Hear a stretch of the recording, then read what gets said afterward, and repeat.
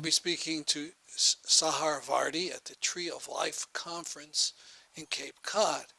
Good morning. Good morning. Are you working with the Quakers? Is that right? Yes, I work with the American Friends Service Committee out of our office in Jerusalem. And you're Israeli? Yes, I was born and raised in Jerusalem. And what is your major activity for the American Friends? Well, I coordinate their Israel program, which focuses mostly on countering militarization in Israeli society. And so what we do is try to find ways in which we can both assist youth that are choosing alternative ways, choosing not to serve in the army, to resist it. So we want to support their work, but we also want to be able to create spaces for other youth to be able to think and reconsider military service and the effects of militarization on their society as a whole. And then now we're also trying to work around the issue of militarization of the economic system, the military industry in Israel, and its effects on politics. We talked to Danielle Yor earlier, and she said Israeli kids don't even know they have alternatives for going into the military. Well, definitely. First of all, legally, Israelis do not have an alternative. Legally, we're all supposed to be conscripted at the age of 18. There's no conscientious objector? There is a conscientious objector status. It's very, very hard to achieve. It's a military committee that has to accept you and give you that status. And so we're talking about a few dozen people a year who receive that status out of 54,000 who are enlisted every year. So for the most part, most Israelis really don't have a legal choice not to serve in the army. But more than that, it's the social issue. It's the fact that we never have to ask ourselves about military service. It's the default. In a way, it's like moving from primary school to middle school. It's just what you do. So a lot of what we're trying to do is put a question mark on that, saying that serving in the military, oftentimes in Israeli society, refusing military service is seen as a political choice. And what we're trying to say is that serving in the military is a political choice, and that people have to be aware of that. And you yourself made a choice. Yes, I chose to refuse my military service back in 2008 when I finished high school. So together with a group of friends, we wrote a letter to the Prime Minister declaring our refusal, and as a consequence, we're also imprisoned. For how long were you in prison? I spent about 2 months in prison and 3 months in detention. What's the difference between them?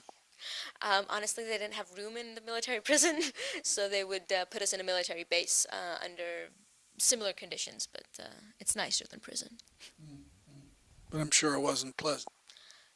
It wasn't the best experience of my life, but I have to say that the whole experience for me was also a very educational experience. The military prison, much like other prison systems around the world, is mostly the most marginalized parts of Israeli society are the ones who found themselves there.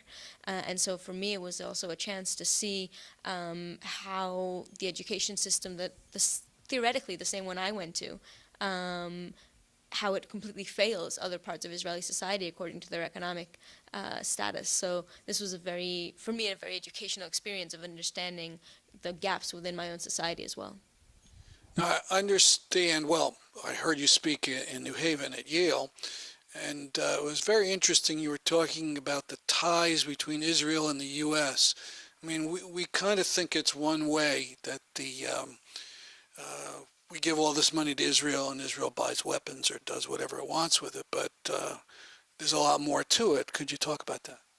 Well, yes. The U.S. gives Israel about $3.1 billion a year in military aid. Only 75% of that has to be used back here in the U.S. to buy U.S.-made weapons, which in effect means Congress giving a hell of a lot of money to its own military industry. So the biggest lobby for that is not the Jewish Zionist lobby, AIPAC, it's rather Lockheed Martin or the military companies here in the U.S. that have a vested interest in the continuance of that. But these two-way ties are not only on the U.S. aid to Israel, but also in general. For instance, the F-35, which is a huge project initiated here in the U.S. of a high-tech fighter jet that's cost over $1 trillion to develop. A lot of Israeli companies have been part of Wait, cost how much? over $1 trillion. So we're talking about a lot of money. It's still in the phases of being developed. There are some prototypes of it, but it wouldn't sell. They failed in selling it because people are moving to drones and different reasons. So what the U.S. did is literally force Israel to buy some of these planes in order to be able to say, look, Israel uses them, and Israel is such a military power, and therefore use it as a marketing tool to get other countries to buy it as well. Israel didn't want to buy this plane, but they were told, if you don't do this, then we will not be as helpful with military aid in the future. So this whole military economy that has very little to do with security and much more to do with economic interests of these military industry companies. And then Israelis are involved training U.S. police and others in security? Yes, today I believe we couldn't find a single state in the U.S. that their police has not trained in Israel. So this is something that's very common. We do know that the St. Louis police trained in Israel, which is very relevant now with everything that was happening in Ferguson. And so this is something that's very common not only in the U.S. but worldwide. Israel has become an expert on urban warfare. And unfortunately, more and more police forces think that they need to be trained in urban warfare. There's this kind of shift that policing is becoming more and more militarized as well. Now, I want to ask you about something that you haven't talked about, so maybe I'm going to be at you unaware. We'll talk about BDS.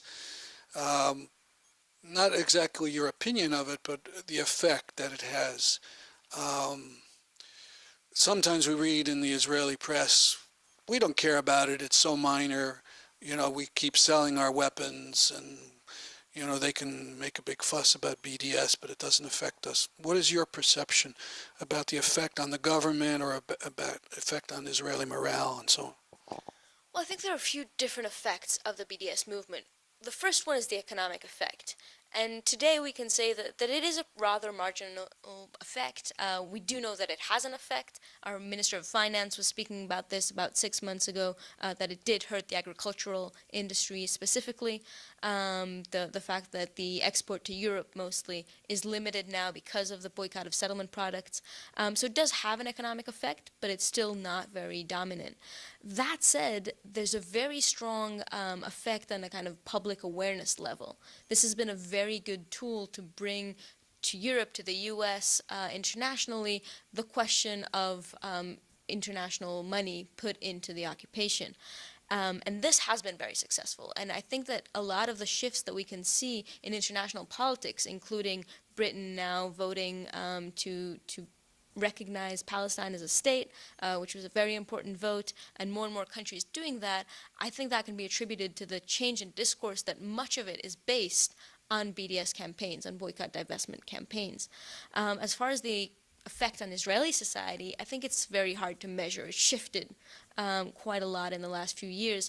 Israelis are becoming even more isolated than we were, and in many ways seeing this as just a continuance of global anti-Semitism, everyone's against us, kind of feeds into this idea of Israel needing to be very militarily strong in order to protect itself because we can't trust the world in any other way. That said, that narrative is breaking a little. During the Kerry talks last February, it was very interesting to see literally every day there was some kind of media article around boycott and what its effects on Israel are, and it was told in a context of we need these talks. We need to at least have negotiations in order to try and control these boycotts. So this is becoming a leverage for Palestinians on a negotiation table. What about entertainers or when the scientist Stephen Hawking refused to come to Israel? That made some news? It definitely makes the headlines when celebrities, you have Roger Waters, really big celebrities who have decided to boycott Israel. And Israelis feel that. Who doesn't love Roger Waters, right?